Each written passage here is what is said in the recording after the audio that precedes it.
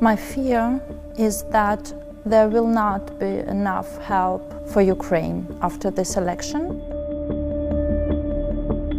Дарина Колесникова е украинска државјанка која работи како советник за политика на германски пратеник. I can tell what's going really on, so people cannot forget that the people are still dying and there is still war. Се сретнавме додека германските пратеници ја имаа својата последна дебата пред општите избори. За последен пат се соочија канцеларот Олаф Шолц и опозицијскиот лидер Фридрих Мерц. На 23 февруари гласачите ќе одлучат на избори со импликации далеко од границите на Германија.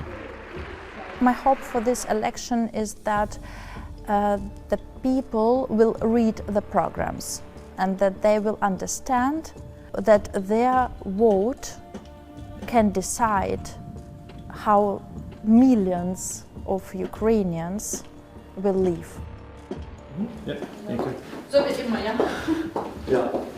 По последната дебата, таа се среќава со нејзиниот шеф, член на социјалдемократите на Шолц. Вели дека нејзината позиција и овозможува постојано да се залага за Украина. I have here more things that I can do for my country. I feel this power, I understand it, I realize it, and I'm trying to use it. Германија е критикувана дека бавно и помага на Украина, но Колесникова истакнува дека пружила повеќе помош од која било друга европска земја. Ова ги вклучува тенковите Леопард, како овие. Но владата одби да обезбеди крстосувачки ракети Таурус кои би можеле да погодат цели длабоко во Русија. Демохристијаните на Фридрих Мерц, кои водат во анкетите, сугерираат дека можеби ќе ги испратат.